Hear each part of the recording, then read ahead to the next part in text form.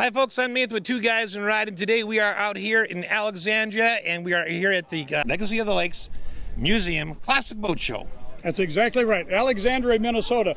If you're going up 94 and you pass Alexandria, you come back and go through that boat museum.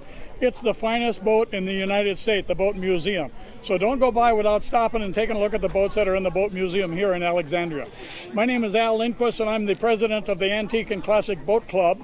And my boat's right behind us here. It's an affordable 17-foot Chris-Craft Sportsman. And I bought it a few years ago, and it had 2 bilge pumps in it, and it leaked like a sieve. A boat of this nature is made only to last about 10 years. And so I took it home and took all the chrome off the top with a screwdriver, pulled the engine out with a forklift, and then rolled it over with a bunch of my friends, and we pulled all the boards off.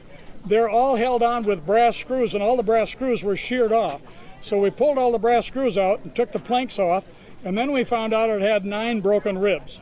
So I didn't know how to do anything. I had no skill, but a bunch of guys in the club helped me, and we redid it, and now it has 1 bilge pump, and the only reason it needs 1 bilge pump is the water drips into the drive shaft to keep it lubricated, and the water also drips into the rudder and keeps it lubricated. So there's a little water leakage into the boat at all times, and that's the way it's supposed to work. So I put a new bottom on it. 5200 is a 3M product that you just throw the boat in the lake and go. And I call this an affordable boat because there's a lot of really nice, expensive boats here that are professionally restored. And I call my boat a 22-footer because from 22 feet away it looks brand new. But it's a 1956, and the engine runs like a dream. It's got a Hercules 6-cylinder engine in it, and I've redone the upholstery, had somebody do that. And I had Sherwood Hagen do the varnish job on it. And it's an old boat, but it just is so much fun. One of the fun things about this boat is when you drive it into a gas station, 2 guys in pickup trucks will come in and follow you right in the gas station. And one guy's grandpa will have an old wooden boat, and one guy's uncle will have an old wooden boat. And you'll have to stand there and listen to them tell about the whole history of the wooden boat situation. Yeah. And so it's just a lot of fun to own a boat like this. Well, sure it is, absolutely. And it's don't sell yourself short. This is a stunning boat. So mechanically, did you do anything with the engine? We pulled the engine out. We lost, at one point we lost oil pressure. So we pulled the engine out and had a guy rebuild it. Now we have about 50 pounds of oil pressure, and you don't use a boat like this really very often. So that'll last forever. This boat is powered by a Hercules 6-cylinder engine.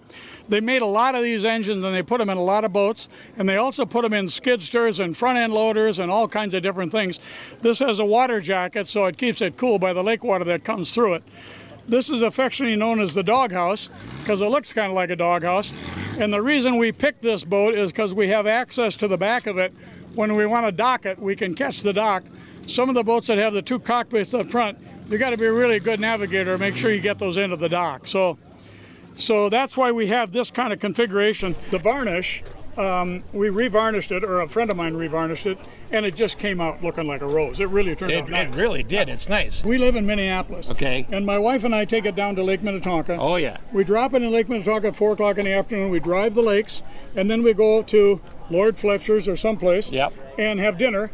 And then when we get back to take it out of the water, my wife is a 747 captain with Northwest Airlines. Oh, wow. And so she drives it right onto the trailer. And the guys on the dock look at me like I don't have a brain in my head. And then I have to say, my wife flies 747s when she's not driving my boat. So she puts it on the boat, on the trailer, and we drive it home and wait for another beautiful day like today. So what got you into boats in the first place, Al? My dad, in the old days, 1957, Larson Boat Works made wooden boats. Okay. And they made a bunch of aluminum boats after the war, but nobody was buying aluminum boats. So a bunch of bankers got together and bought the aluminum division from Larson Boat Works. And Larson Boat Works had one of those boats was named Crestliner, so they named that company Crestliner. We lived in St. Louis Park, and they hired my dad for $25,000 a year to run the Crestliner company. So we moved up to Little Falls. It's right on the Mississippi River. We knew Paul Larson. We didn't know Charles Lindbergh, but he was from Little Falls. Okay. And so I have a 14-foot Larson runabout. Okay. I have a false flyer.